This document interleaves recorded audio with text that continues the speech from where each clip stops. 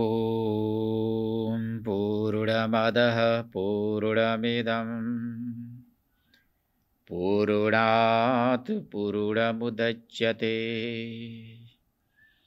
पूर्णस्य पूर्णमादाय पूर्णमेवावशिष्यते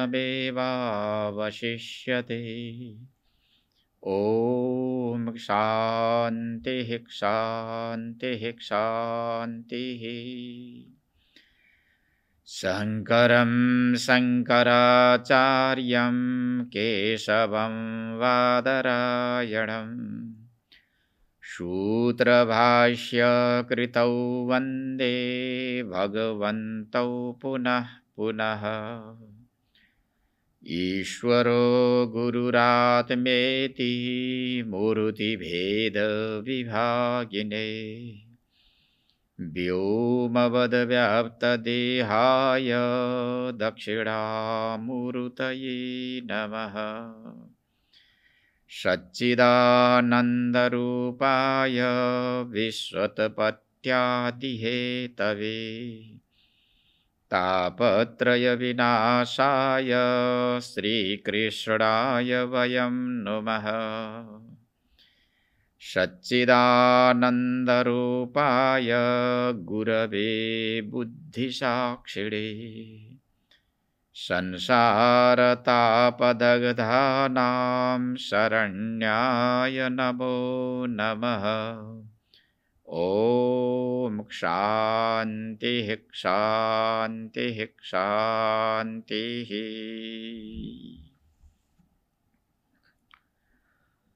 आदबभूत्सतधृतिरजस्यास्य सर्गे विष्णुः स्थितौ क्रतुपतिर्दिव्यधर्मसेतुः रुद्रोऽप्ययाय तमसा पुरुषः स आद्य इत्युद्भवस्थितिलयः सततं प्रजासु धर्मैस्य दक्षदुहितर्यजनिष्ठमूर्त्यां नारायणो नरऋषिप्रवरः प्रशान्तः नैष्कर्म्यलक्षणमुवाच चचारकर्म योऽद्यापि चास्तऋषिवर्यनिसेविताङ्घ्रिः इन्द्रो विशङ्क्य मम धाम जिघ्रीक्षतीति कामां नियुङ्क्तसगणं सबदर्युपाख्यम् गत्वाप्सरो गणवसन्तसुमन्दवतैः स्त्रीपेक्षणे सुवीरविद्यदत्तन्महिज्ञः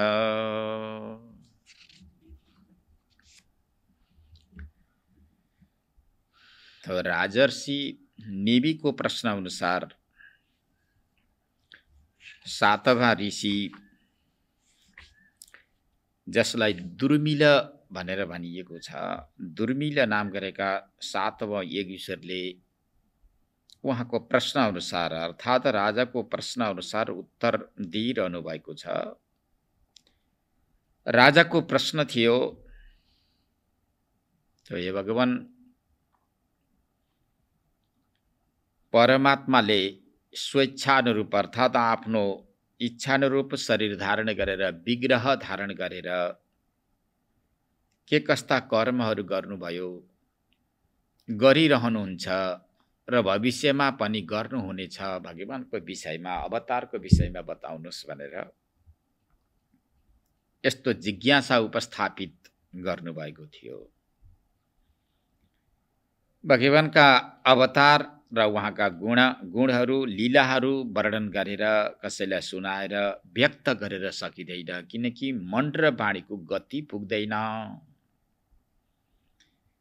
यति भन्दै गर्दा पनि तपाईको प्रश्न अनुसार निर्गुण ब्रह्म सगुणमा आउँदा स्वेच्छानुसार आफ्नो इच्छा अनुसार आकाश वायु तेज जल पृथ्वीलाई तयार गर्नुहुन्छ, पहिला रचना गर्नुहुन्छ। एक ब्रह्माण्ड अर्थात् जसलाई अण्ड भनिन्छ, त्यो ब्रह्माण्ड तयार भइसकेपछि त्यो त्यसमा स्वयं चेतना रूपले प्रवेश गरेर इन्द्रियहरू उत्पन्न हुन्छन्। त्यो नै एउटा सृष्टिको आधारभूत कारण हो। त्यही ब्रह्माण्डबाट यी सारा जीवहरू पिण्ड ब्रह्माण्डको उत्पत्ति हुन्छ। पिण्ड ब्रह्माण्डमा जति पनि शरीरहरू छन् ती शरीरमा रहेको ओज, तेज, कान्ति, बल, पुरुषार्थ, पुरुष नाम परमात्माका तेज हुन् त त्यही तेजद्वारा सबै सचेत बनेका छन् भन्ने यस्तो प्रसङ्ग प्रस्तुत गर्दै गर्दा अब यो 5औं श्लोकदेखि अवतारको वर्णन गर्नुहुन्छ। आदौ भनेको सर्वप्रथम, किनकि सृष्टि चक्रलाई परिचालन गर्नको लागि देवताहरूको आवश्यकता पर्दछ। मनुष्य लोकमा रहेका मनुष्यहरूलाई यदि धनको आवश्यकता पर्यो भने उनीहरूले कुबेरको उपासना गर्दछन्। वृष्टिको आवश्यकता पर्यो भने इन्द्रको उपासना गर्दछन्। जुन जुन वस्तु विषयको आवश्यकता पर्दछ त्यो विषयलाई पूर्ति गर्नको लागि एक एक देवताको उपासना गर्दछन्। त्यस्ता शक्तिशाली देवताहरूलाई पनि तयार गरिदिएर परमात्माले अवतारको रूपमा पठाइदिनु भएको छ। ती अवतारित देवताहरू मध्येमा आदौ भनेको सर्वप्रथम, जुन परमात्माको शक्तिद्वारा ऐस्य सर्गे, रजसा भनेको रजगुणद्वारा, परमात्माका शरीरमा सत्व, रज, तम 3 प्रकारका गुणहरू पनि छन्। ती गुणद्वारा सृष्टि स्थिति प्रलय गराउनुहुन्छ। 3 प्रकारका गुण मध्येमा रजोगुणद्वारा सर्गे भनेको जुन सृष्टिमा जगत सृष्टिको लागि अर्थात् जगत सर्जनको लागि सर्वप्रथम रजगुण युक्त बनाएर शतधृति भनेको ब्रह्माजीलाई उत्पन्न गराउनु भयो। रजगुण युक्त भगवान ब्रह्माजीलाई रचना गर्नुभयो र उहाँलाई वेद हातमा थमाइदिएर वेदानुकूलित सृष्टि गर्नुहोस् भन्ने आज्ञा पनि दिनुभयो। सृष्टिको आदि देवता अर्थात् पुरुष भन्ने शब्दलाई जहाँ हामीले प्रयोग गरियो, हिजो नै हामीले प्रस्तुत गरिसकेका छौँ, त त्यसपछिको जुन देवता भगवान ब्रह्माजी रजगुणले युक्त भएको हुनुहुन्छ र त्यस्ता रजगुणयुक्त भएका ब्रह्माजीलाई सृष्टिको जिम्मा दिनुभयो। सृष्टिको जिम्मा दिनुभन्दा पूर्व वेद पनि थमाइदिनु भएर वेदानुकूलित सृष्टि रचना गर्नुहोस् भनेर पठाइदिनु। परमात्मामा रहेको जुन सत्वगुण छ त्यो सत्वगुणले युक्त बनाएर कर्तुपतिर दिव्ज धर्म सेतु हो। कर्तु भनेको यज्ञ, यज्ञको पति, यज्ञको फलदाता, दिव्ज ब्राह्मणको सेवकको रूपमा, धर्मको सेतु अर्थात् धर्म मार्गलाई विस्तार गर्नको लागि सत्वगुणले युक्त भएर भगवान विष्णुको रूपमा आउनुभयो। स्थितिको लागि, स्थितौ भनेको स्थितिको लागि, विष्णु हो भनेको भगवान विष्णु, कर्तुपति भनेको यज्ञको फलदाता हुनुहुन्छ, भगवान विष्णु ब्राह्मण सेवक पनि हुनुहुन्छ र धर्मको सेतु पनि हुनुहुन्छ। उपासकहरूले कुन पद्धतिले उपासना गरेर संसार रूप समुद्र तर्न सकिन्छ भन्ने यस्तो विधि पनि सर्जन गरिदिनुहुन्छ। त्यस्तो भगवान विष्णु सत्वगुणले युक्त भएर स्थितिको लागि उत्पन्न हुनुभयो। रुद्रोपेयाय तमसा पुरुषः स आद्य इत्युद्भव स्थितिलयः सततं प्रजासु। यो समग्र सृष्टिको उपसंहार गर्नको लागि, अप्याय भनेको उपसंहार गर्नको लागि, तमसा भनेको तमगुणले युक्त भएर रुद्र, भगवान रुद्र उत्पन्न हुनुभयो। भगवान रुद्रमा तमगुण विशेषता छ। यसरी तमगुणलाई साथमा राखेर यो सारा विश्व ब्रह्माण्डको उपसंहार गर्नको लागि भगवान रुद्र अवतरित हुनुभयो, रुद्रको रूपमा परिणत हुनुभयो। यसरी यो स्थिति उद्भव र पालना भनेको यो उत्पत्ति स्थिति र प्रलय गर्नको लागि सत्व रज तम 3 गुणलाई निमित्त बनाएर ब्रह्मा विष्णु महेश्वरको रूपमा अवतरित हुनुभयो। अब यिनै देवताहरूबाट एक एक गुणलाई स्वीकार गरेका देवताहरूबाट सततम भनेको बारम्बार स आद्य पुरुषः प्रजासु भनेका यी मनुष्यहरूको अन्य पशुपक्षी प्राणीहरूको सततम भनेको बारम्बार सृष्टि स्थिति प्रलय भइरहन्छ। सारा प्राणीहरू उत्पत्ति हुन्छन् अनि विलीन हुन्छन्, केही समय रहन्छन्। यी तीन प्रकारका गुणहरू तीन देवतामा रहेका छन्। ती गुणहरू सारा प्राणीमा पनि रहेका छन्, किनकि रजोगुणयुक्त ब्रह्माजीद्वारा सर्जित भएकोले प्राणीमा रजोगुण पनि रहन्छ। सत्वगुणका आधारमा सारा प्राणीहरू अवस्थित भएकोले, परिपालित भएकोले यी प्राणीहरूमा सत्वगुण पनि रहन्छ। यी सारा सर्जित भएका प्राणी जाति उपसंहार हुने भएकोले, उपसंहारको खाडलमा जाने भएकोले तमोगुण पनि सारामा रहेका हुन्छ। वेद वेदान्त शास्त्रहरूले अमुक कर्म गर्दा सत्व भाव जागृति हुन्छ, अमुक कर्म गर्दा रजो भाव जागृति हुन्छ र अमुक कर्म गर्दा तमो भाव अर्थात् तमोगुणको जागृति हुन्छ। तमोगुणलाई रजोगुणले दबाइदिनु, रजोगुणलाई सत्वगुणले दबाइदिएर अन्त्यमा गुणातीत भएर रहनु भनेर यसरी वेद वेदान्त शास्त्रहरूले नीति निर्देशन पनि गरेका छन्। र यो सृष्टि स्थिति प्रलय गर्नको लागि आदिदेव नारायणले तीन गुणको आधारमा त्रिदेवताको उत्पन्न गराएको पनि प्रसङ्ग प्रस्तुत गर्नु। अब अरू पनि अवतार होलन् भगवान, अन्य पनि अवतारहरू कस्ता कस्ता भए, कुन कुनमा रहनुभयो, के गर्नुभयो त्यो पनि सुन्न चाहन्छौँ।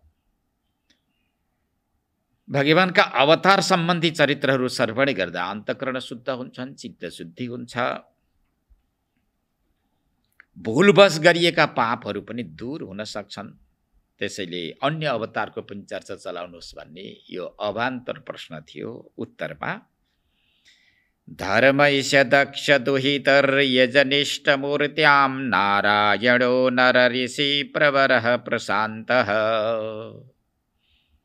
दक्ष दुहितरी भनेको दक्ष प्रजापतिकी पुत्री, दक्ष प्रजापतिकी छोरी जसलाई मूर्ति भनिन्छ, त्यस्तै मूर्तिसँग धर्मको विवाह हुन्छ।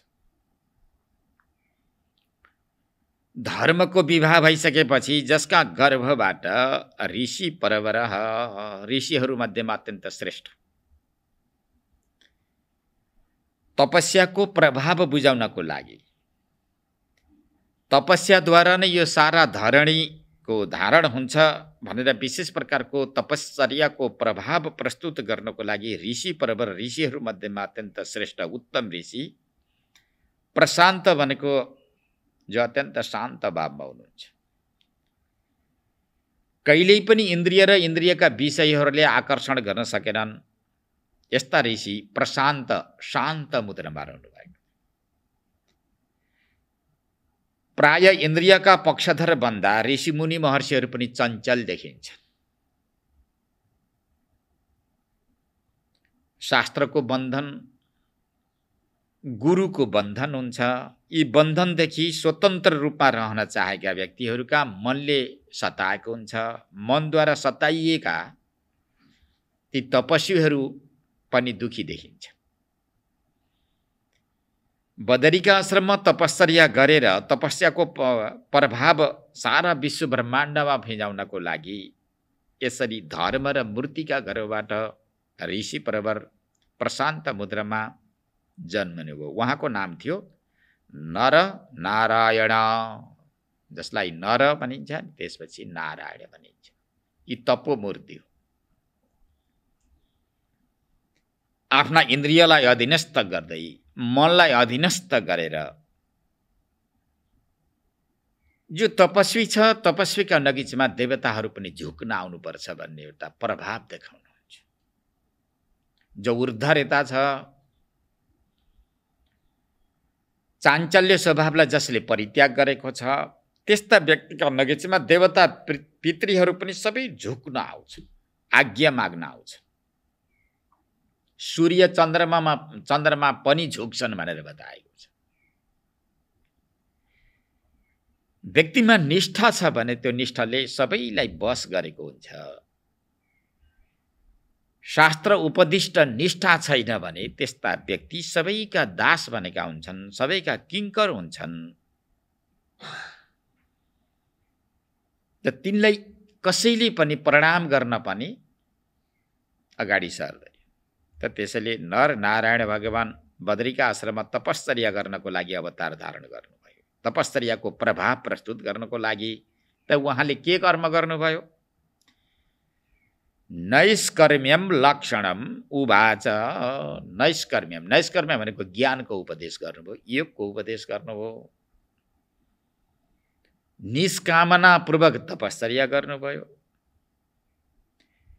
तपश्चर्याबाट सिद्ध भइसकेपछि उहाँले के गर्नुभयो? ब्रह्मको उपदेश गर्नुभयो, आत्माको उपदेश गर्नुभयो। जो शिष्यहरू आउँछन् ब्रह्मबोध गर्न चाहेका, सांसारिक जो झन्झटदेखि मुक्त हुन चाहेका व्यक्तिहरूलाई ब्रह्मको उपदेश, आत्मस्वरूपको उपदेश गर्नुभयो।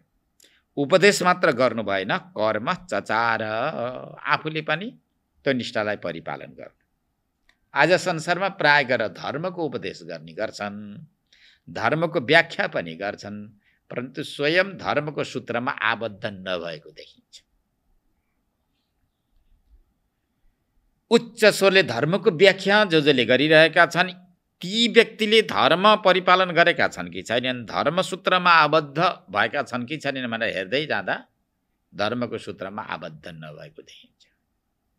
गुरु कहलाउनको लागि, पण्डित कहलाउनको लागि, दान दक्षिणालाई स्वीकार गर्नको लागि उनीहरूले धर्मको व्याख्या गर्दछन्, परन्तु धर्मको जो एउटा नीति नियम छ त्यसमा नरहेको पनि देखिन्छ।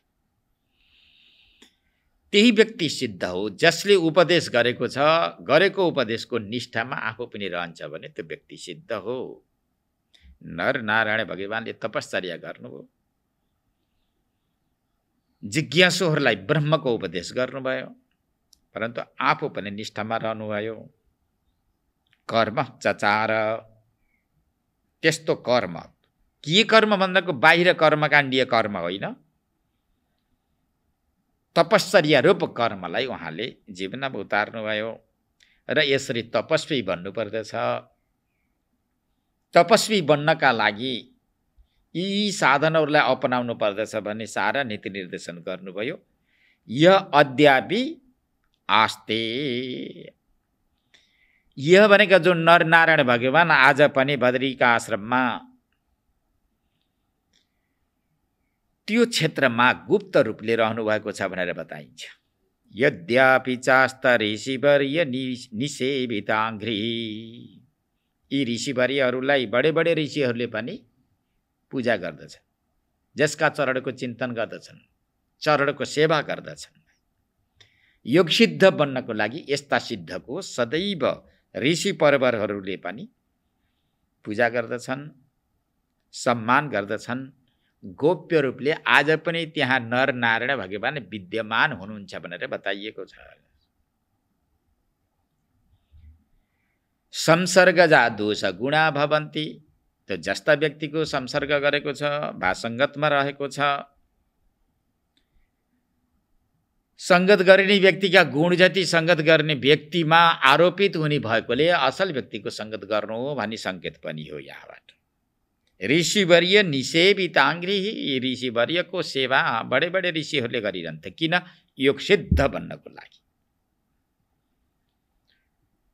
चैतन्य रूप आत्मालाई साक्षात्कार गर्नको लागि यी तपस्वीहरूले सेवा गर्दथे यी नर नारायण भगवान।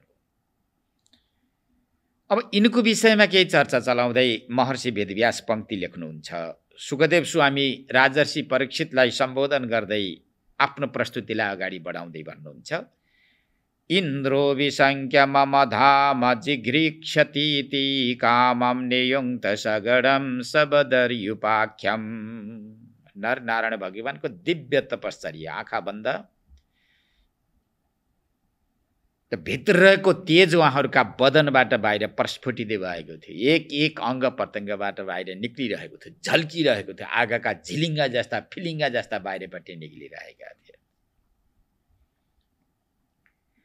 गुणी व्यक्तिको गुण जति छिपाउन चाहे पनि ती गुणहरू छिप्दैनन्, एक एक अङ्ग प्रत्यङ्गबाट बाहिर निस्किन्छन्। ज्ञानी व्यक्तिले आफ्नो ज्ञान धारा ज्ञान विधालाई जति छिपाउन चाहे जति लुकाउन चाहे तापनि कुनै न कुनै कोणबाट बाहिर प्रस्फुटित भएकै हुन्छ। उसले छिपाउन सक्दैन, लुकाउन सक्दैन, पर्दाभित्र रहने वस्तु होइन त्यो। ती सूर्यका किरण जस्ता आभा कुनै न कुनै रूपबाट प्रकट हुन्छ। त्यति छिटो देखाउन चाहँदैन। जो ज्ञानी छन्, संयमी छन्, धैर्यशाली छन्, दानी छन्, मानी छन्, त्यस्ता व्यक्तिले आफ्नो दान मान सम्मान र तपस्या धैर्यतालाई बाहिरपट्टि प्रकट गर्न त चाहँदैनन्। तर समयले त्यो तिनीभित्रको जुन भाव छ त्यो भावलाई कुनै न कुनै कोणबाट बाहिर निक्लिएको हुन्छ, निकालिदिन्छ। यी ज्ञानी रहेछन्, यी ध्यानी रहेछन्, यी सज्जन रहेछन् भनेर कुनै न कुनै कोणबाट सबैले विश्वास गर्छ। त्यो भदरिका आश्रममा नर नारायण भगवानले मन बुद्धि चित्त अहङ्कारलाई रोकेर ऊर्ध्वरेता भनेर तपश्चर्या गरिरहनु भएको थियो। अलौकिक तपश्चर्या, यस्तो तपश्चर्या जो कोहीले गर्न सक्दैन, किनकि मन चञ्चल छ। मन निवृत्ति नभएसम्म तपश्चर्या हुन सक्दैन। दिव्य तपश्चर्या देखिसकेपछि स्वर्गस्थ इन्द्र, स्वर्गका राजा इन्द्रका मनमा तर्क र वितर्क आउन थाल्यो।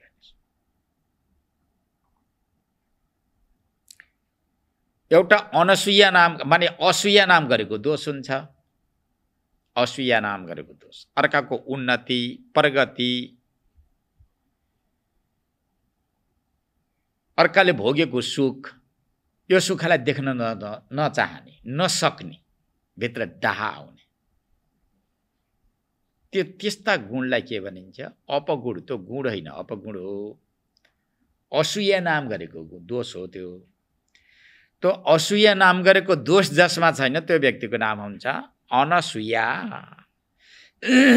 देवराज इन्द्रका मनमा अब डाहा हुन थाल्यो नर नारायणको तपश्चर्या देखेर। शङ्का गर्न थाले, इन्द्रो विसङ्ख्य मम धाम जिघ्रीक्षतीति। कस्तो शङ्का पैदा भयो भने देवराज इन्द्रमा, यी तपस्वीले ठुलो तपश्चर्या गर्दैछन्, सायद मेरो राज्यको कामना गरेर, यो स्वर्गको कामना गरेर यिनले तपस्या गर्दैछन्। यिनको यदि तपस्या पूर्ण भयो भने मैले आफ्नो गद्दीलाई छोड्नुपर्छ भने यस प्रकारको भावनाले शङ्का आयो। सङ्कुचित व्यक्तिका विचारधारा पनि सङ्कुचित हुन्छन्। कसैको उन्नति देख्न चाहँदैनन्, सक्दैनन्, त मनलाई त्यस्तो बनाएर बसेका हुन्छन्। उन्नति प्रगति गर्दै अगाडि बढिहाल्यो भने म भन्दा ज्येष्ठ श्रेष्ठ हुन्छ कि, मान सम्मान उसलाई प्राप्त हुन्छ कि, म तल पर्नुपर्छ कि, म खस्नुपर्छ कि भन्ने यस प्रकारको भावना गरेर अर्काको त्यो उन्नतिमा विघ्न व्यवधान कसरी गर्न सकिन्छ भनेर कोसिस गर्छन्। यो दुष्टको लक्षण हो। अमृत भोजी स्वर्गको राजा भएर बसेका इन्द्रका मनमा पनि यस्तो भाव आयो कि, किनकि ब्रह्मज्ञानी त थिएनन् इन्द्रले, सदैव राजगद्दीमा बस्न चाहन्थे, स्वर्गस्थ देवताको अधिपति भएर बस्न चाहन्थे र विचार गरे कि अब मेरो धामलाई यिनले चाहेका छन्, अवश्य नै अब यिनले आफ्नो तपस्या पूरा गरे भने मैले छोड्नुपर्छ भन्ने भावनाले उनी सशङ्कित भएर अब के गरौँ, केही न केही उपाय त गर्नु पर्यो, यिनको तपश्चर्या कसरी भङ्ग हुन्छ भनेर विचार गरे। कसरी भङ्ग गर्ने? तपस्या भङ्ग गर्ने केही विधिहरू छन्। तपश्चर्याका विघ्न, ब्रह्मविद्याका विघ्न, योगका विघ्न निश्चित वस्तुहरू छन्। यी निश्चित वस्तुको प्रयोग नगरेसम्म सायद मेरो यो आसन सुरक्षित रहँदैन कि भन्ने विचार गरेर उनका पसिना आउन थाले इन्द्र। अनि त्यसपछि अब कोसँग झुकौँ त कसलाई पठाउँ भनेर विचार गर्दै गर्दै जाँदा अब कामदेवलाई पठाउनु पर्यो। कामम नियुक्त सगडम सबदर्युपाख्यम। अरे कामदेव आओ भाइ मेरो नगिचमा आओ, मेरो नगिचमा। आज मेरो आज्ञा पालना गर्नुपर्ने हुन्छ तपाईले। झुक्न थाले इन्द्र कामदेवसँग। त्यसपछि कामदेव तयार भए अगाडि हाजिरी भाइ। त्यहाँ हाजिर भइसकेपछि सगडम भनेको सारा गणले युक्त भएर उनलाई भन्न थाल्यो, बद्रीका आश्रममा अहिले तपस्या गर्दैछन् नर नारायणले। तपाईहरू गएर यदि तिनीहरूको तपस्यालाई विघ्न नगरिदिने हो भने मेरो आसन हल्लिन्छ, म यहाँ इन्द्र भएर बस्न पाउँदैन। तुरुन्तै तिमीहरू गएर त्यो तपस्यालाई भङ्ग गरिदियो भनेर सगणम गण। गण भनेका के हुन्? अप्सरगण, वसन्त ऋतु र मन्द सुगन्ध शीतल 3 प्रकारको वायु। बातही भनेको वायु। यी गणलाई साथमा राखेर आफ्नो नेतृत्वमा यिनलाई साथमा राखेर तिमी बद्रीका आश्रममा जाऊ भनेर निर्देशन गर्न थाल्यो देवराज इन्द्रले। आफ्नो कामलाई सिद्ध गरेर आउनु, त्यसै नफर्किनु भनेर भन्छन्। ती तपस्वीको तपस्यालाई भङ्ग गरिदिएर आऊ। यदि मद्वारा उपदिष्ट यो कार्यलाई सम्पन्न गर्यो भने तिमीहरूलाई केही न केही इनाम दिन म तयारी छु भनेर प्रलोभन पनि देखाउँछन् देवराज इन्द्रले। किनकि आफ्नो गद्दीको रक्षा गर्नु छ। जो लोभी व्यक्ति छ, आसक्ति व्यक्ति छ, आसक्ति व्यक्तिले अरूको के क्षति के हानि हुन्छ भन्ने कुरा थाहा पाउँदैन। आफ्नो पनि हानि सहेर उपकार महापुरुषहरूले गर्छन्। दुष्ट व्यक्तिहरूले आफ्नो स्वार्थ सिद्धिको लागि अरूलाई के बाधा व्यवधान हुँदैछ भन्ने कुरा पनि यो संसार यो लोकमा उनीहरूले जान्दैनन्। स्वार्थको लागि उनीहरूले जस्तो कर्म गर्न पनि तयारी हुन्छन्। यो दृष्टान्त यहाँबाट सिद्ध हुन्छ।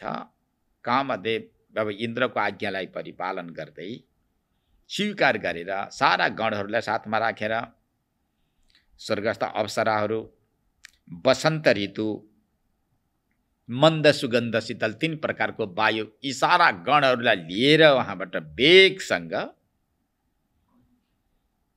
बदर्युपाख्यम स बदर्युपाख्यम भनेको स भनेको त कामदेव बदरीका आश्रमको नगिचमा पुगे। बद्रीका आश्रममा पुग्दै गरेका गणसहितको कामदेवले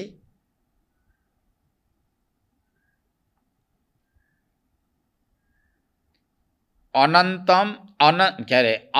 महिज्ञ अरे अतन महिज्ञ, अनन्त होइन अतन महिज्ञ भनेको उनको महिमा, उनको वर्चस्व अर्थात् नर नारायणको शक्ति कति छ, तेज कति छ, उनीमा धैर्यता कति छ,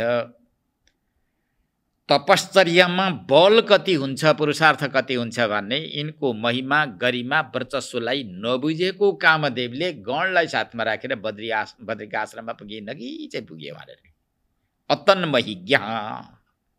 महिज्ञमा ती महापुरुषको त्यो महिमा गरिमालाई जान्न नसकेका के हुन्छ, हाम्रो बेइज्जत त हुँदैन भन्ने कुरा उनले विचार गरे। सामान्य व्यक्ति जस्तो ठाने उनले। हुन पनि हो, सामान्य व्यक्तिले यदि तपस्या गर्दैछ, धर्म कर्म गर्दैछ वा कुनै न कुनै पारमार्थिक काम गर्दैछ भनेदेखि ती व्यक्तिहरू हताहत हुन्छन्।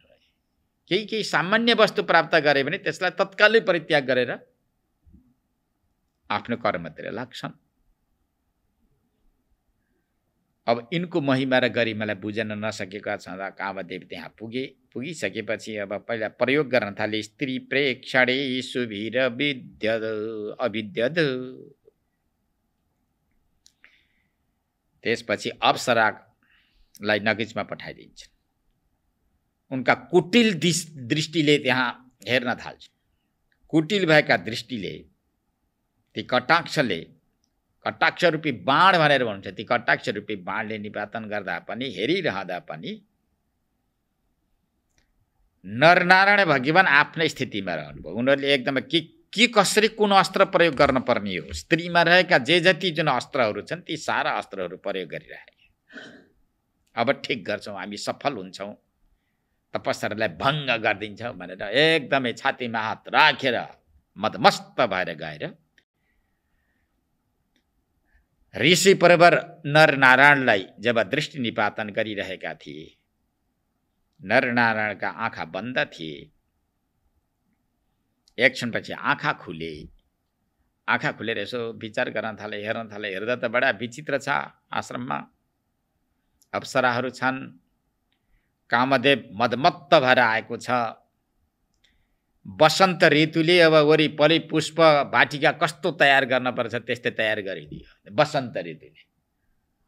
पानीका तलाउहरू, तलाउमा कमल पुष्पहरू, कमल पुष्पमा अब भमराहरू गुन्जिन थाले। वरिपरिको जङ्गल पनि बडा विचित्र भयो। त्यहाँ फुलेका फुलको त्यो गन्धलाई वायुले ल्याएर नरनारायणका नाकामा प्रवेश गराइदिन थाल्यो। त्यो एरिया नै विचित्र भयो, गुन्जायमान भयो। ऋषिका आँखा खुले। आँखा खुलेर यसो हेर्दा विज्ञाय शक्रकृतमक्रममादिदेव। आदिदेव भनेका नरनारायण, आदिदेव, समर्थ ऋषि परवर, बडे बडे ऋषि मुनि महर्षिहरूले पनि आफ्नो तपस्यालाई सिद्ध गर्नका लागि जसका चरणको सेवा गरिरहन्छन्, झुक्छ, नगिजमा गएर बस्दछ। ऋषि परवर भनेर बताइएको छ। आफ्नो तपस्यालाई सिद्ध गर्नको लागि जसले सान्निध्यता सदैव लिन चाहन्छन्, यस्ता आदिदेव नरनारायण भगवान आँखा खोलेर हेर्नुभयो। हेरिसकेपछि थाहा भयो। के थाहा भयो?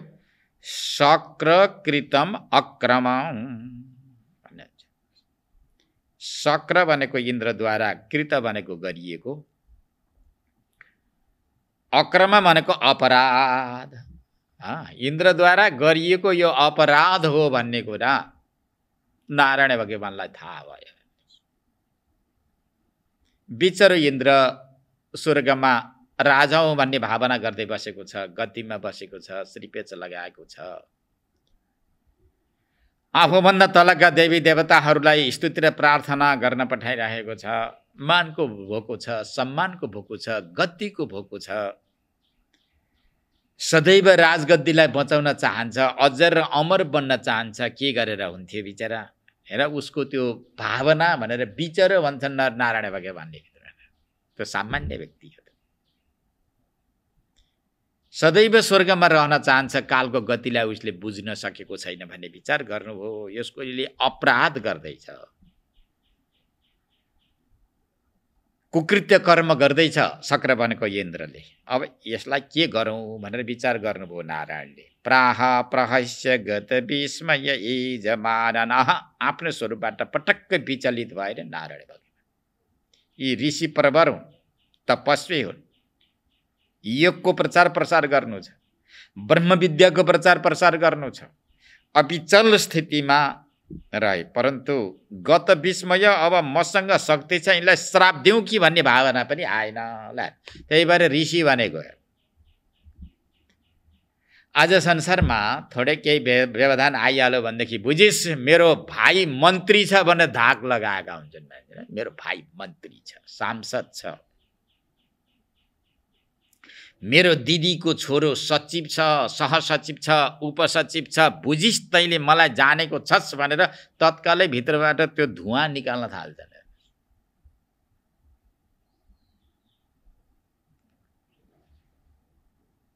नरनारायण भगवानले यदि चाहनी यो हातमा जल लिने हो भनेदेखि पृथ्वी काँप्छिन्। त्यतिसम्म शक्ति आर्जन गरेर बसेका छन्। कसैलाई श्राप दिनको लागि यदि यी तपस्वीले हातमा जल लिन्छन् भने पृथ्वी काँप्छिन्, सूर्य चन्द्र टुक्रा टुक्रा हुनुपर्छ। यतिसम्म शक्ति छ। यो कामदेव, अप्सरा, वसन्त ऋतु, मन्द सुगन्ध शीतल भाइ, यिनी त यिनको कुनै नामै रहने थिएन यदि नरनारायण भगवानका हृदयमा अर्थात् मनमा कोर्दा आएको भए। आहा गत विस्मय त भित्र रहेको तपस्यालाई पटक्कै खलबलाउन दिएन। यी गर्वरहित भएर बसेका छन्। हामीमा शक्ति छ भन्ने कुरा यिनले प्रस्तुत गर्दैनन्। परन्तु परहैस्य भनेको हाँसे मुसु मुसु हाँस्न थाले यिनलाई देखेर। यजमानन भनेको अत्यन्त डराइरहेका, यिनको त्यो तेज ओज कान्ति तपस्याको त्यो आभा प्रभाव देखेका यी कामदेवले सगण गणले युक्त भएको कामदेव यजमानन भएको नजिक जाँदा बित्तिकै त काँप्न थाल्यो। ओहो हामीले गल्ती गर्यौँ।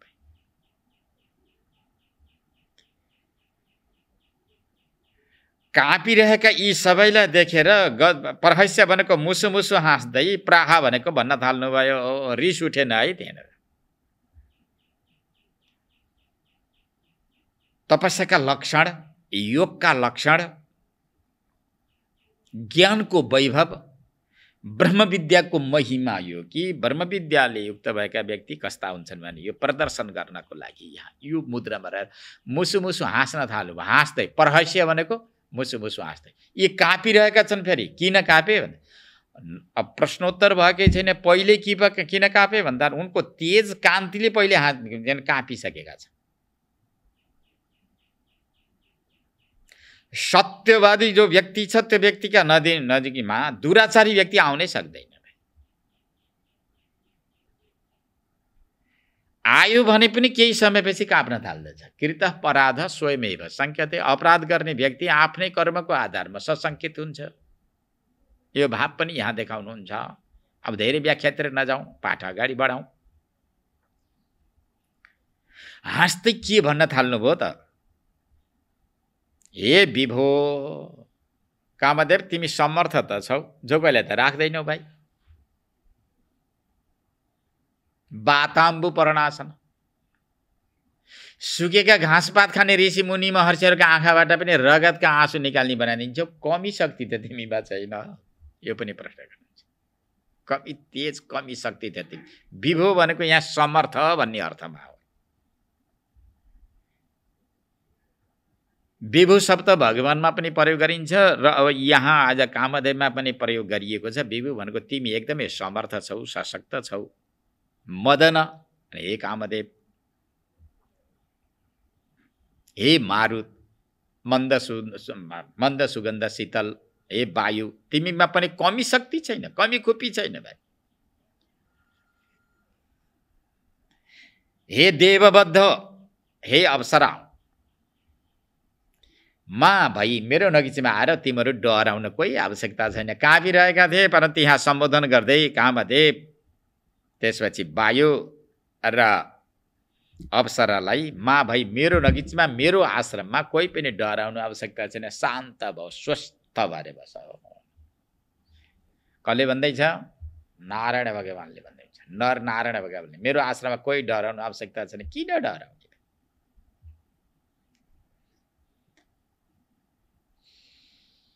डराउन दिनको लागि गइरहेका उनीहरू आफै डराइराखेका छन्। किनकि सत्यवादी व्यक्ति, निष्ठावान व्यक्ति, चरित्रवान व्यक्ति कहिले पनि डग्दैन, कहीँ गरे पनि झुक्दैन।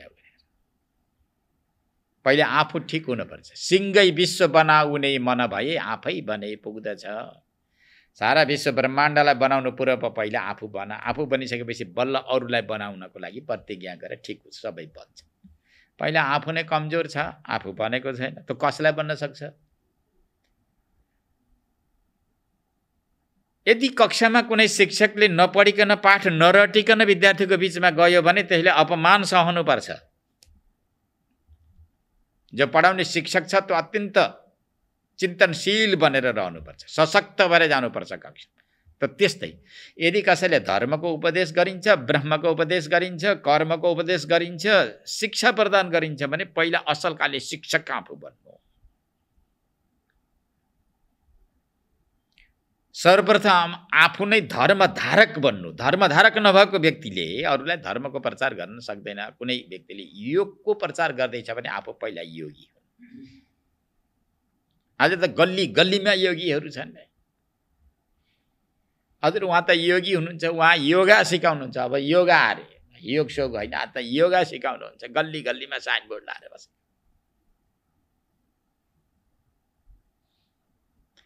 थोरै केही समस्या आयो भने त्यो व्यक्तिले सम्हाल्न सक्दैन है आफूलाई।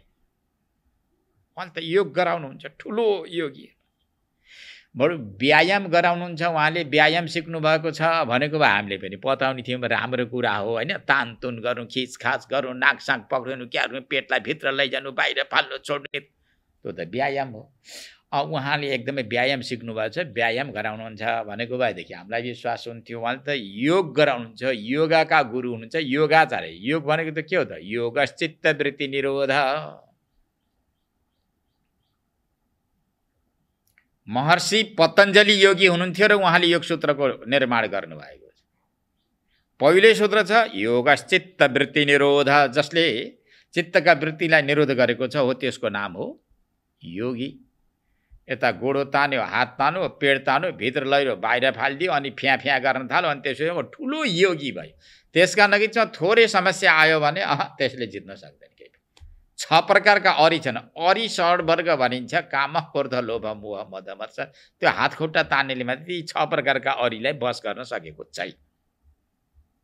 तर यहाँ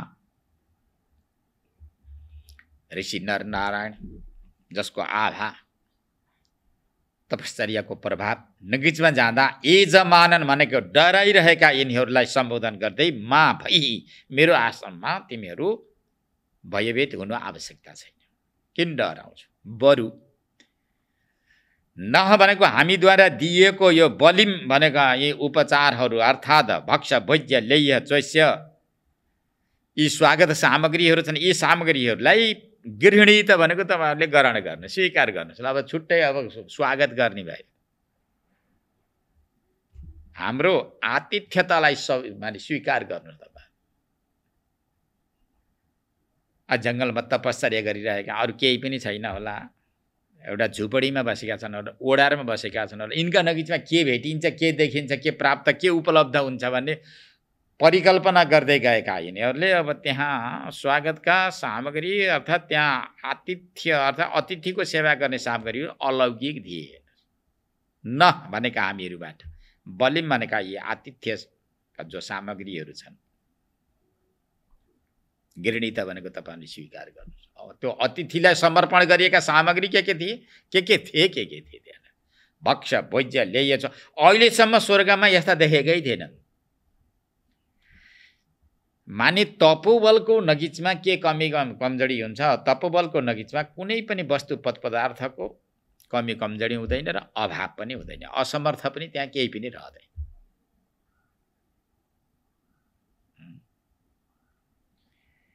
अब यसलाई स्वीकार गर। परन्तु इमम शून्यम अशून्यम, इमम आश्रम, यो आश्रमलाई अशून्यम कुरुद्धम, अब कति दिन बस्नुपर्ने त्यति दिन बसेर एकदम हराभरा गराइदियो। अशून्यमा कुरो, यो अशून्य नबनाऊ, तिमीहरू यहीँ बस, हराभरा गर्नु, सबै आउने जाने गरून्, एकदमै रमाइलो होस्, राम्रो होस्, यहीँ बसिरहौ। अब यहाँबाट तिमीहरू जाने होइन अन्यत्र, के चाहियो भन। नरनारायण भगवानले यो भनिसकेपछि उनीहरू त हतप्रभा भनेको उनका तेज पुरा नष्ट भएर गए। किनकि तपस्यामा यो शक्ति हुन्छ,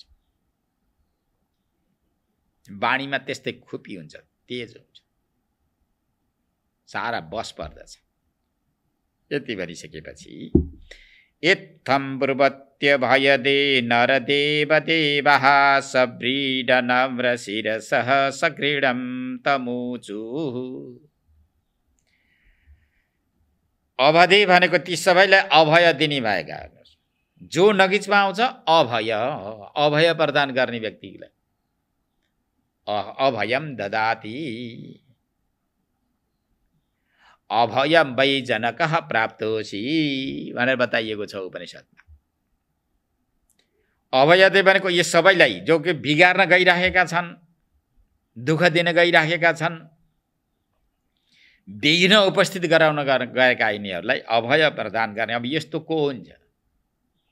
त्यही भएर भनिन्छ नि, अपकार गर्ने व्यक्तिहरूप्रति पनि जसले उपकार गरेको छ त्यो व्यक्ति नै महात्मा। महात्मा भनेको राता सेता पहेँला कपडा होइन, टीका तिलक चन्दन, यो महात्मा भनेको महान आत्मा, विशाल भावना, विशाल बुद्धि, समष्टि चिन्तन, जसलाई महात्मा भनिन्छ। आज महात्मा शब्द केवल भेषभूषामा मात्र गरेर सीमित भएको छ।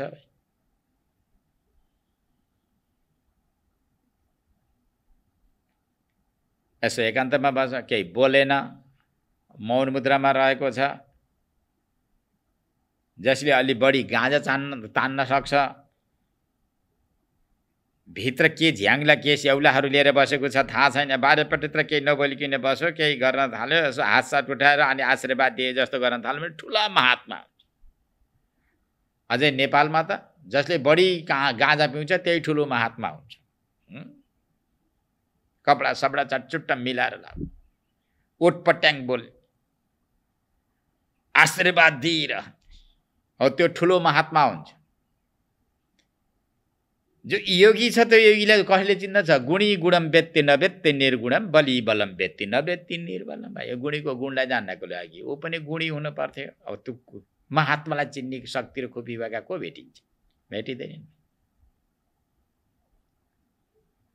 हे नरदेव, राजर्षि नेमी, यस्तो भन्दै गरेका नरनारायण भगवानले उनीहरू अत्यन्त लज्जित भयो। देवा भनेका ती कामदेव आदि स्वर्गस्थ रहेका, स्वर्गमा रहनु भएकोले यिनी पनि अब देवै भए, कामदेव भनेर भनिन्छ। देवा भनेको बहुवचन प्रयोग गरिएको छ। सब्रीड भनेको बडा लज्जित भएर गए। ब्रिडन भनेको एकदमै लज्जित भएर। हामीले के गर्यौँ? आज इन्द्रको आज्ञालाई परिपालन गर्छौँ भन्दा हामी फस्यौँ। तर एक पक्षमा फस्यौँ, अर्को पक्षमा भने हामी अत्यन्त सौभाग्यशाली रहेछौँ। नरनारायण जस्तो योगीको दर्शन प्राप्त भयो, कृतार्थ पनि छौँ भनेर थाल्यो। दुईटै भाषा छ यसमा। सब्रीडनम र शिरस सकृडम तमुचु।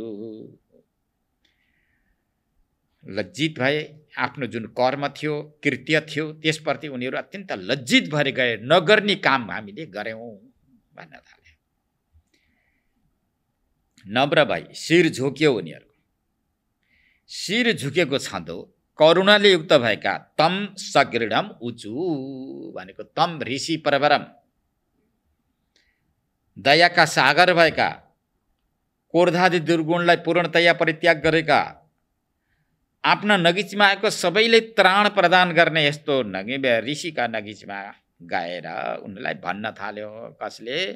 कामदेव सहित ती गणहरूले भन्न थाले, ताम उचु भन्न थाल्यो। नै तदविभो त्वयि परे विकृते विचित्रम स्वरामधीर निकरा नत पाद पदमे। हे भगवान, तपाईँहरूको लागि यो कुनै पनि आश्चर्य होइन। हाम्रो प्रभावद्वारा तपाईँ प्रभावित नहुनुमा कोही आश्चर्य छ? आश्चर्य छैन। किनकि परे भनेको तपाईँ मायादेखि पर हुनुहुन्छ। तीन गुण कहाँ रहन्छन्? माया कार्यमा रहन्छन्। तपाईँ माया कार्यदेखि पर रहेकोले तपाईँलाई अब तीन गुण छन् कि छैन? तीन गुण सुन केही पनि छैन। तपाईँ गुणातीत हुनुहुन्छ। गुणातीत तपाईँ। अविकृते भनेको तपाईँको इन्द्रियसँग कुनै प्रकारको सम्बन्ध नै छैन। बहिर्मुखी जीवको सम्बन्ध इन्द्रियसँग हुन्छ। जुन जीवको सम्बन्ध इन्द्रियसँग हुन्छ त्यस्तो जीवलाई नै मायाका गुणले अपकर्षण गर्न सक्छन्, अर्थात् खिच्न सक्दछ, संसारतिर धकेल्दिन सक्छ। जसको सम्बन्ध शरीर इन्द्रियसँग छैन भनेदेखि त्यो त्यस्ता व्यक्तिलाई हाम्रो तागत, हाम्रो खोपीले विघ्न व्यवधान गराउन नसक्नु यो स्वाभाविकै हो। यसमा कुनै आश्चर्य छैन। किनकि स्वराम धीर भन्नुहुन्छ। आफ्नो आत्मासँग रति छ, आफ्नो आत्मासँग क्रीडा छ। आत्मादेखि अतिरिक्त कुनै पनि वस्तुको यहाँ चिन्तन छैन। तपाईँहरू जितेन्द्रिय हुनुहुन्छ। निकरा न त पाद पद्मे भनेको बडे बडे ऋषि मुनि महर्षिहरू, मुनिवृन्दले जसका चरणको चिन्तन गरिरहेका छन्, उपासना गर्दछ। पाद पद्मे, जसको पाउरूपी चरणको उपासना गर्दछ। ऋषिहरूले योग सिद्ध बन्नको लागि। तपाईहरु आत्मरामी हुनुहुन्छ। यस्तो आत्मरामी मायादेखि पर रहेको अविकृत भनेको इन्द्रियसँग कुनै प्रकारको पनि सम्बन्ध छैन। अब त्यस्तालाई हाम्रो प्रभावले प्रभावित बनाउन नसक्नु यो स्वाभाविकै हो। यो विचित्रम एतद न एतद विचित्रम न, यो कुनै प्रकारको वैचित्रता छैन, आश्चर्य केही पनि होइन। गुणयुक्त संसारमा जो आबद्ध भएको छ त्यो व्यक्तिलाई विभिन्न प्रकारका विघ्न बाधा व्यवधानहरू उपस्थित हुन्छन्। जो व्यक्ति यसदेखि माथि उठिरहेको छ त्यो व्यक्तिलाई विषयले कदापि खिच्न सक्दैन। यो कुनै पनि आश्चर्य छैन।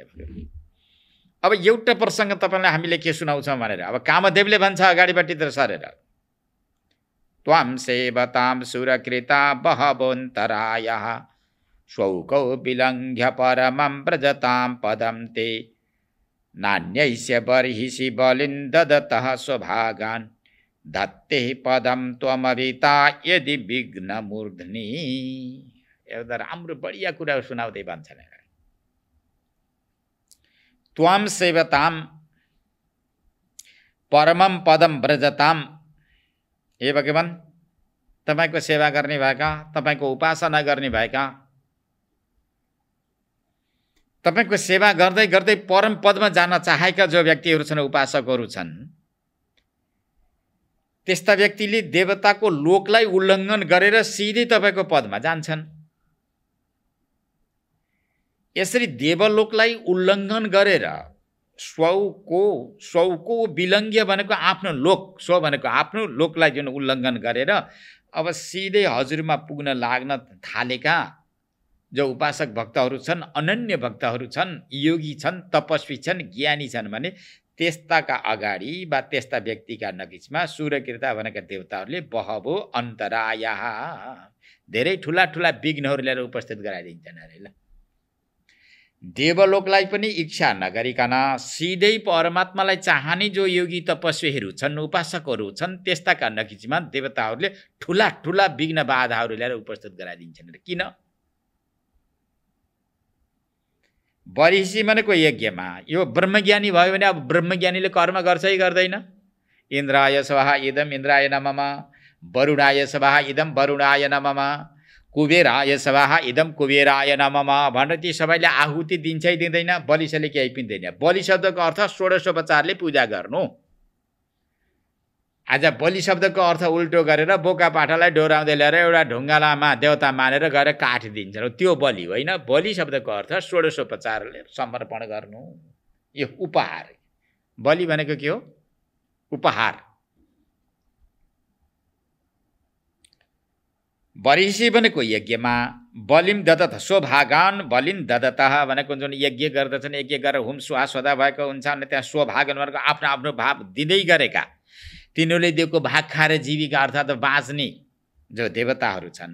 ब्रह्मज्ञानी भयो भने त्यो ब्रह्मज्ञानीले हुम सुहा स्वदा केही पनि गर्दैन। त्वमेव माता च पिता त्वमेव भनेर ती क्षुद्र फल प्रदान गर्ने देवताको उपासना गर्दैनन्। त्यसपछि सकेसम्म यिनीहरू ज्ञानी नहुन्, यज्ञ आदि गरिरहन्, यिनले हामीलाई बलि दिइरहन्, उपहार समर्पण गरिरहन्। यिनलाई अब ठिक हाम्रो ठाउँमा राख्नको लागि ब्रह्मविद्यामा वा योगमा वा भगवानलाई जान्ने जुन पद्धति छ यसमा विघ्न उपस्थित गराइदिनु पर्छ भनेर विघ्न खडा गरिदिन्छन् अरे। ल, हेर्नुहोस्, जस्तो राज्यमा कृषकहरूले कृषि कर्म गर्दछ अनि त्यसपछि लगेर राजालाई बुझाउँछ नि कर, के तिर्छ? कर तिर्छ। त मनुष्य लोकमा रहेका जो याज्ञिक मनुष्यहरू छन् यिनले पनि एक एक वस्तु पदार्थहरू दिन्छन् र तिनी खाएर बाँचेका जुन देवताहरू छन्, योगी तपस्वीहरूका नजिकमा विभिन्न प्रकारका विघ्न बाधाहरू खडा गरिदिन्छन्। तर तपाईँको उपासना गर्ने जो सच्चा भक्त छन् ती सच्चा भक्तले भने त्वम अभिता हजुरद्वारा रक्षित जो व्यक्तिहरू छन् त्यस्ताले विघ्न मूर्धनिम पदम धत्ते, त्यो विघ्नका शिरमा पाउलाई लिएर राखिदिन्छन्, विघ्नलाई कुल्चेर अगाडिपट्टि बढ्दछन्। यस्तो अर्थ भयो। विघ्न मूर्धनि भनेको त्यो विघ्नको शिरमा, पदम भनेको आफ्नो पाउ। कस्ता?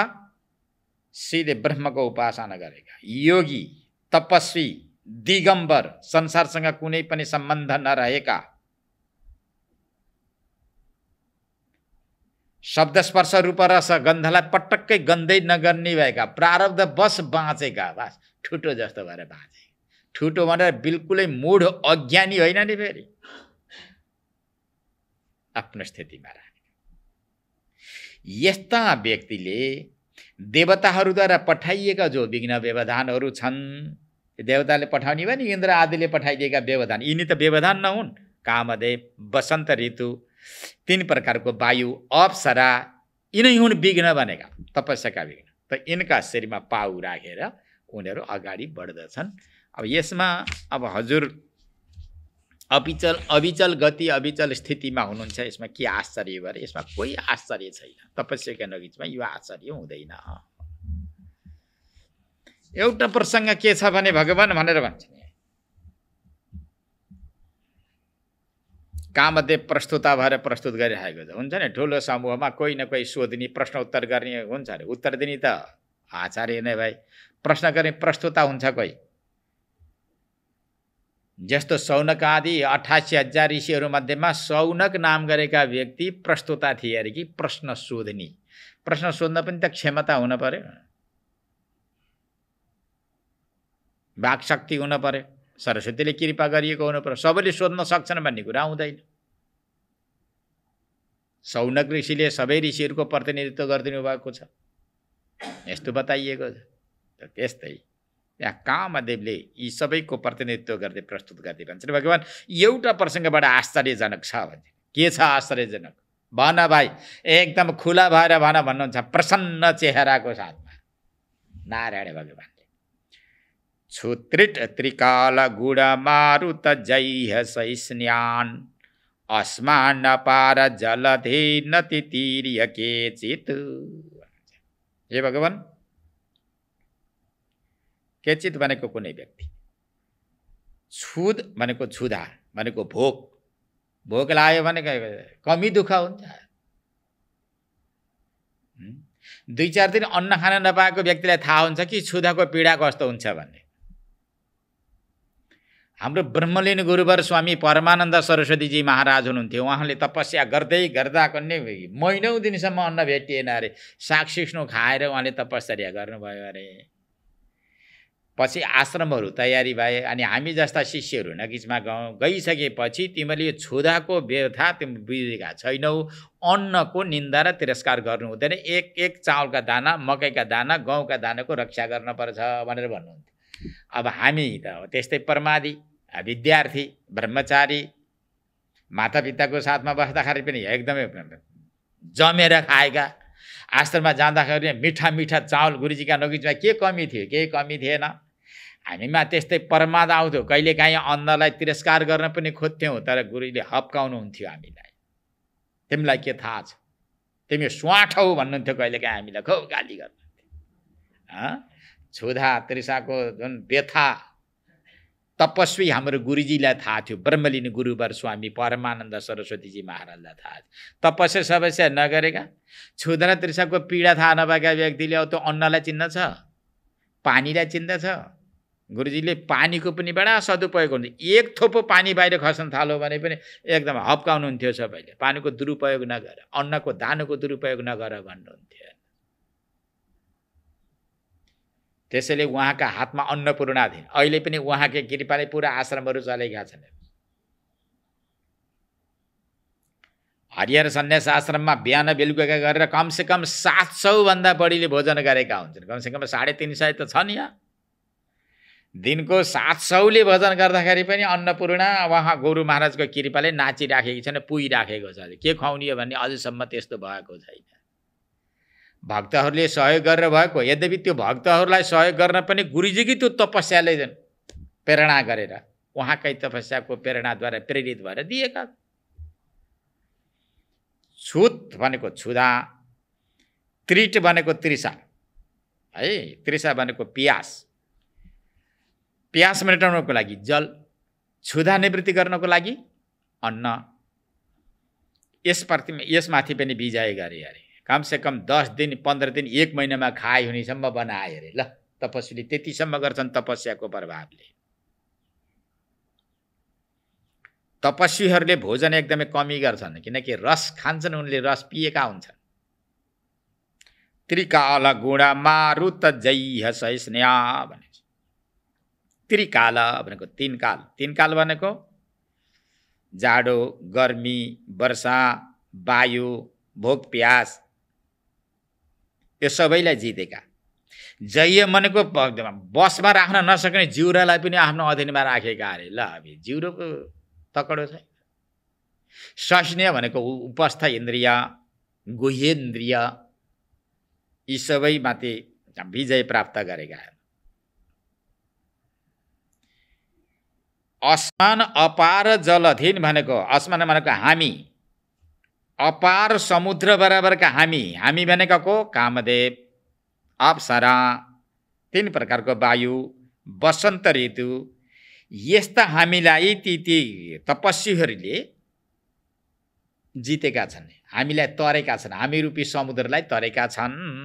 अतितिरीय, अतितिरीय भनेको तिनीहरूले आफ्नो तपस्याको बलले हामीलाई यिनीहरूले तरेका छन् तापनि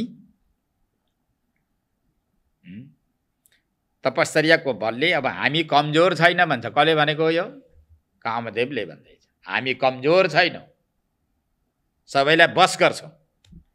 तर कुनै त्यस्ता योगी तपस्वीहरू हुन्छन्, यस्ता यस्ता यी माथि बताइएका भोक, प्यास, जाडो, गर्मी, वर्षा, वायु, जिह्वाको भोग, गुह्येन्द्रियको भोग, यी सारा अङ्ग प्रत्यङ्गद्वारा उपभोग गरिने भोग जतिलाई उनीहरूले दबाएका हुन्छन्, हामी रूपी समुद्रलाई तरेका हुन्छन्, हामीलाई जितेका हुन्छन्। तापनि विफलस्य क्रोधम यान्ति, विफलस्य क्रोधस्य वशम यान्ति। विफल भनेको एउटा सामान्य क्रिया वगेर आउने, विफल कोही सफलै नभएको भए। सामान्य क्रोधस्य वशम यान्ति, एउटा क्रोधको वशमा परेका हुन्छन्। फेरि क्रोधित देखिन्छ। माथिका यस्ता यस्ता समुद्रलाई तरे, यतिलाई जितेर पनि क्रोधलाई जित्न नसकेर वश परेका हुन्छन् भन्ने अर्थ भयो। किनकि क्रोधको वशमा परेका हुन्छन्। गोपदेर मज्जन्ती भनेको गाईका खुरको जलमा डुब्छन्, डुबे जस्तो हो अरे यो। एउटा सामान्य कुरा, क्रोध ठुलो कुरा थिएन।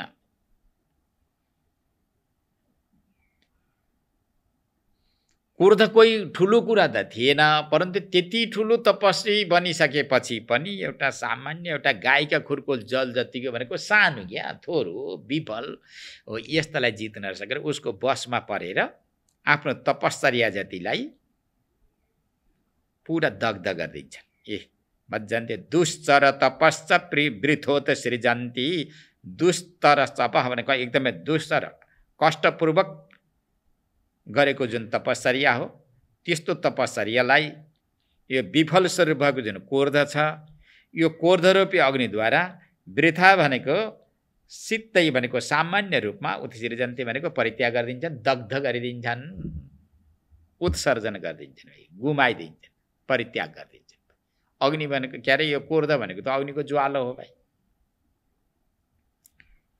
क्रोधो मूलो मनस्ताप, क्रोध संसार बन्धनम, धर्म क्षयकरः क्रोध, धर्म क्षयकरः क्रोधस् तस्मात् क्रोधम परित्यजे। परित्यज, शिष्यलाई उपदेश गर्दै भन्नुहुन्छ, भाइ हेर यो क्रोध के छ भनेको यो तापको कारण हो। मनमा जो ताप आउँछ के को कारणले भनेको क्रोधको कारणले। क्रोध नै संसारको बन्धन हो भाइ। जब रिसाउन थाल्यो भनेदेखि पुण्य कर्म जति समाप्ति हुन्छ। ज्यादै रिसाउन थाल्यो भने सकियो, अग्निको ज्वाल हो भाइ। यसले धर्मलाई नाश गरिदिन्छ। त्यसैले अनर्थकारक भएकोले क्रोधलाई परित्याग गर। क्रोध रिसाएको व्यक्तिले आफूलाई खान्छ अरे, खुसी भयो भने अरूलाई बस गर्छ हो, रिसायो भने आफूलाई खाइदिन्छ। यति ठुलो तपश्चर्या गर्ने व्यक्तिले पनि एउटा क्रोधरूप सामान्य वस्तुलाई जित्न नसकेका छँदा दुश्चर तपश्च वृथा उत्सृजन्ती, कष्टसाध्य तपश्चर्या, तपश्चर्याद्वारा साधना गरिएको सिद्ध गरिएको जुन वस्तु हो त्यसलाई पनि उनले पूर्णतया नष्ट गरिदिन्छ, परित्याग गरिदिन्छ। तर हजुरहरूले पुरा क्रोधलाई परित्याग गर्नुभयो। हामी नगिचमा आएर आफ्ना कुकृत्य कर्महरू प्रदर्शन गर्दा गर्दै पनि हामीलाई मुसुक्क हाँसेर हामीलाई दृष्टि निपातन गरेर हाम्रो रक्षा गर्नुभयो। तपाईँ जस्ता तपस्वीको दर्शन प्राप्त भयो, हामी कृतार्थ भयो भनेर मदनले बडा हात जोडेर भन्न थाल्यो। मदनले हात जोडेर भन्न थाल्यो, आफू ठिक भयो भने शत्रु पनि मित्र हुन्छन्, आफू ठिक रहेन भने मित्र पनि शत्रु हुन्छ। सिंगै विश्व बनाउने मन भए आफै बने पुग्दछ। त यसरी आफ्नो पाठ र देवताहरूको भाव यो सारा बुझाइसकेपछि देवताहरूले विघ्न उपस्थित किन गरिदिन्छन्? आफै भोकै मरिन्छ कि भनेर ज्ञानीहरू योगी तपस्वीका अगाडि विघ्न बाधा उपस्थित गराइदिन्छन्। कोही तपस्वीहरू हुन्छन्, तपस्वीहरूले सारा जिते पनि क्रोध जित्न सक्दैन र तपस्या जातिले नष्ट गरिदिन्छ। यो दुवै पक्ष आयो। देवताहरूको पनि त्रुटि देखाउँछन्, यहाँ यी कामदेवहरूले तपस्वीहरूको जुन एउटा दोष पनि देखाउँछन्। यो दुई श्लोक बडा महत्त्वपूर्ण छन्। यो तपस्वीहरूको दोष हो क्रोधलाई जित्न नसक्नु। इति प्रगृह्यतां तेषां स्त्रियोत्यद्भुत दर्शनः दर्शयामास शुश्रूषां सुरचितः कुर्वतीर्विभुः। विभु भनेका समर्थ भएका नर नारायण भगवान हाम्रो तपश्चर्यालाई भङ्ग गर्दिनका लागि यिनीहरू सजग धजग भएर राम्रा कपडा लगाएर सिरपेच लगाएर सुन्दर भएर आइरहेका छन्। यिनलाई अब केही न केही देखाउनु पर्छ भन्ने विचार गर्नु पर्यो। यसो घुँडो मुसार्दै हुनुहुन्छ, कसैको बानी हुन्छ नि यसो यसो गर्ने, यसो घुँडो मसार्दै हुनुहुन्थ्यो। मसार्दै थियो, त्यहाँ 100 जना अप्सराहरू उत्पन्न भए अरे। यति प्रगृह्यतां तेषां, यस्तो भन्दै गरेका तिनीहरूका नगिचमा अद्भुत अति अद्भुत दर्शन स्त्रिय, त्यहाँ बहुवचन छ स्त्रिय। अद्भुत दर्शन कस्तो हो, कस्तो रूपले युक्त भएका। शुश्रूषाम भनेको आफ्नो सेवा गराइराखेका, आफ्नो अब ऋषि नरनारायणको सेवा गरिराखेका अरे। किनकि योगीले त अब आफै उत्पन्न गराए। शुश्रूषाम भनेको आफ्नो सेवा गरिरहेका। सोर्चिता भनेका अलङ्कार पनि त्यो अप्सराले के लगाएर आइ थिए बिचारी, दिनहीन बिचारी, इन्द्रले के दिन सकेका थियो, त्योसँग के थियो र कस्तो भेष लिएर पठाएको हुँदो। यहाँ ऋषिले तयार गरेका थिए अप्सराहरूका शरीरमा आभूषण हेर्ने भने के हो के त्यस्तो रत्नै थिएन स्वर्गमा। योगको नगिचमा के दुर्लभ भयो र त्यस्ता रत्नहरू तयार गरेर त्यो आभूषणहरू लगाएका। अति अद्भुत, देख्दै बडा विचित्रका, ऋषिको सेवा गरिरहेका यस्ता 100 अप्सराहरूलाई दर्शयामास भनेको देखाए, उनले अगाडि खडा गरिदिए। ओहो, शुश्रूषाम कुर्वती, उनको सेवा गरिरहेका बडा दिव्य अप्सराहरू। ते देवानुचरा दृष्ट्वा स्त्रियः श्रीरिव रूपिणी गन्धेन मुमुहुस्तासां रूपौदार्य हत श्रियः। के भयो? यस्तो भयो अरे त्यहाँ त। ते देवा अनुचरा, ती देवताका अनुचर माने इन्द्रका अनुचरहरू आज्ञा पालक भएर आएका थिए। हामी ठिक गर्छन् भयो, अहिलेसम्मका तपस्वीहरूलाई धराशाही बनाएका थिए, अब त्यस्तै बनाउँछौँ, घुँडा टेकाउँछौँ भनेर आएको त आफै घुँडा टेके। ते देवा अनुचरा भनेका इन्द्रका यी अनुचरहरू, यिनीहरूले ऋषिद्वारा उत्पादन भएका, ऋषिद्वारा खडा गरिएका रचित यी स्त्रीहरूलाई देखे। स्त्रीहरू कस्ता थिए?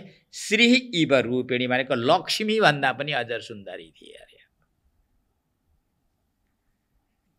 गन्धेन मुमु भनेका तिनका शरीरमा रहेका थिए गन्धहरू के हुन्, उबटनहरू लगाइएका थिए। तिनका नाकको त्यो गति नै बन्द गर्ने गरी त्यस्ता के हो के घसेका थिए अरे। त्यहाँ ऋषिले उत्पन्न गराएका थिए अप्सराका।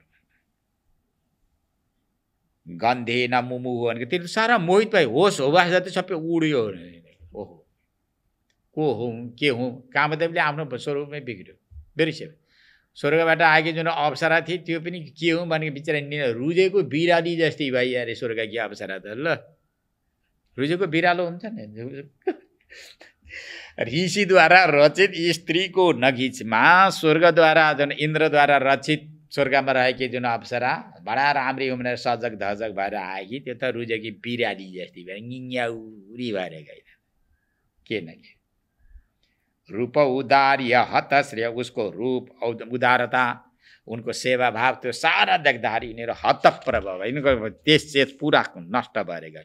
अनि त्यसपछि के भयो नि, यहाँ सुखदेव स्वामी बडा उच्च स्वरले उत्तर दिँदै जानुहुन्छ।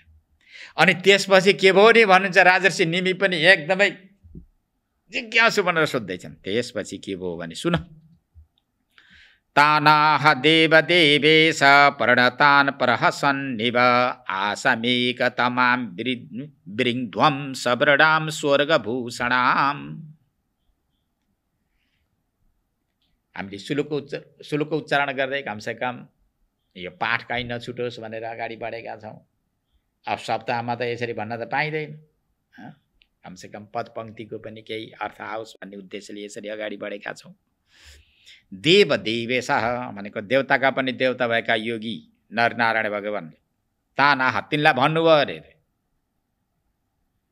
अरे मदन सुन भन्नुहुन्छ, सुन भक्त, हात जोडेर बसेको छ, सबैलाई बस गरेको अहिलेसम्म मै हुँ भनेर सजग धजग भएर हिँडे, सुन तैँले मेरो कुरा। प्रहसन्निभा भनेको मुसु मुसु हाँस्दै ती नमस्कार गरिरहेका थिए मदन आदिहरूलाई। अनि भन्नुहुन्छ आसाम एकतमाम बृङ्ध्वम, सबरडाम भनेको आफूलाई सुहाउने, स्वर्गमा सुहाउने, आसाम भनेका यी हजारौँ सयौँ हजारौँ यी अप्सराहरू मध्येमा, यी स्त्री मध्येमा तिमीलाई सुहाउने, स्वर्गमा सुहाउने, स्वर्गमा जाँदा पनि भूषण, स्वर्गकै भूषण स्वरूप हुने एउटी स्त्रीलाई तिमीले रोज्न सक्छौ, ल रोज भन। यो अरू त लैजान पाउँदैनौ तिमीले, फेरि कमसेकम एकजना स्वर्ग भूषणाम, स्वर्गमा गएर एकदम सुशोभित स्वर्गको भूषण स्वरूप हुने, सवर्णाम आफूलाई सुहाउने आफ्नो यज्ञ,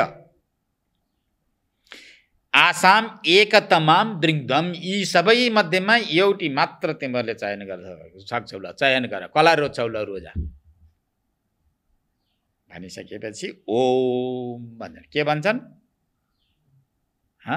ओम भनेको अनुमोदन हो नि भाइ। के हो ओम भनेको? ओम भनेको अनुमोदन हो।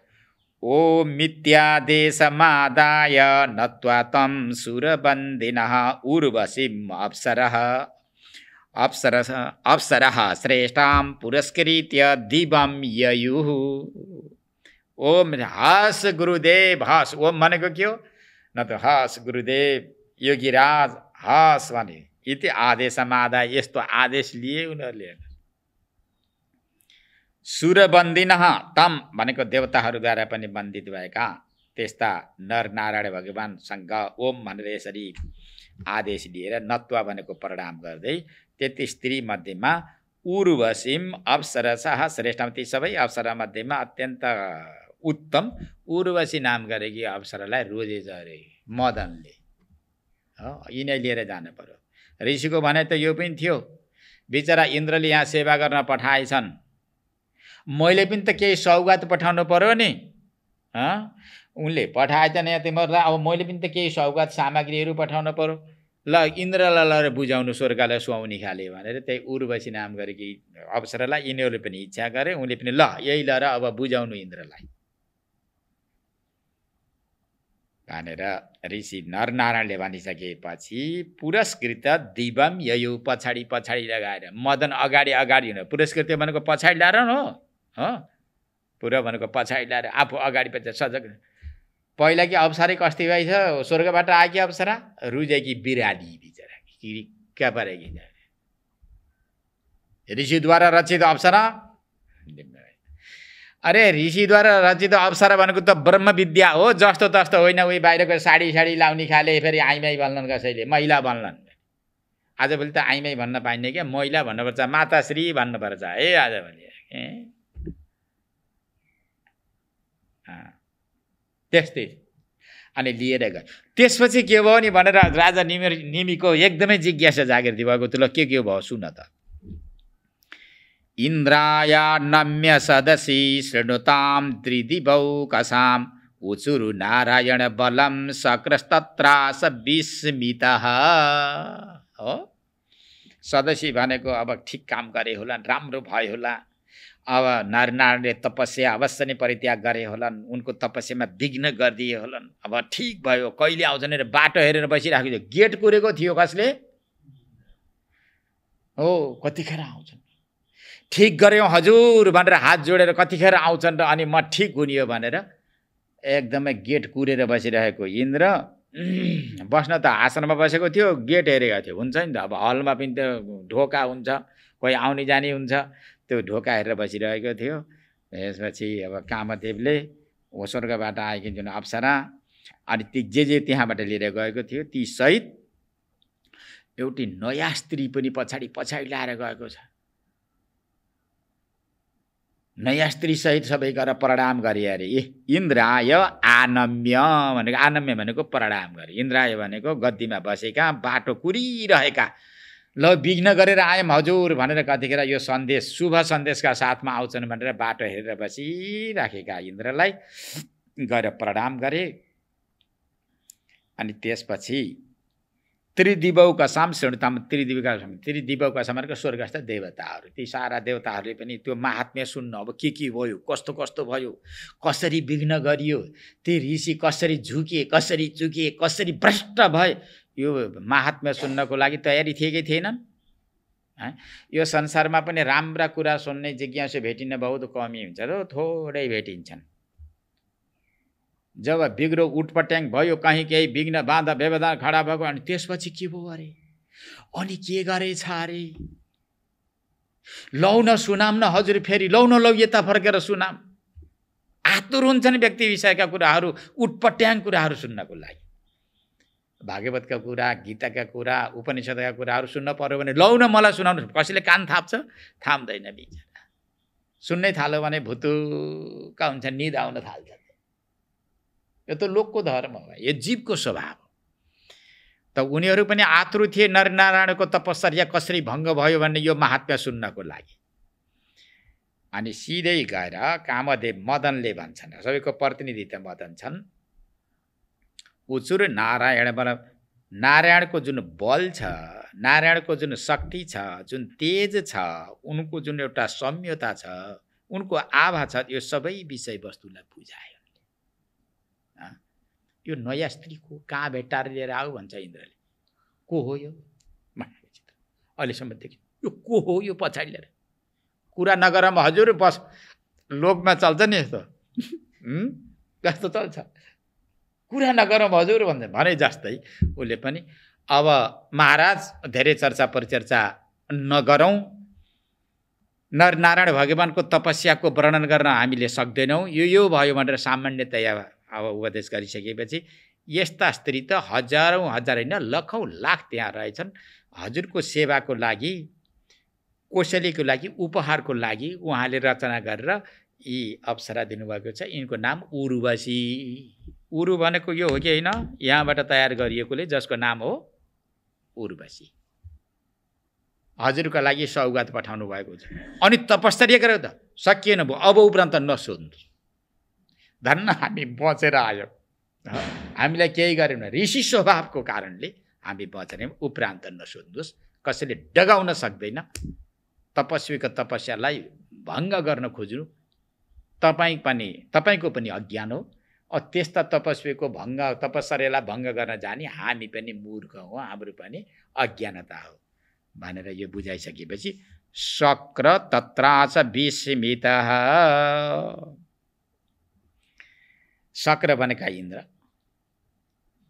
तत्रास भनेको बडा तर्सित भयो। ओहो अब के हुने हो भनेर अझ डरभित्र, त्यति ठुलो प्रभाव बताउँदाखेरि पनि इन्द्रभित्रको जुन त्रास छ नि भयो।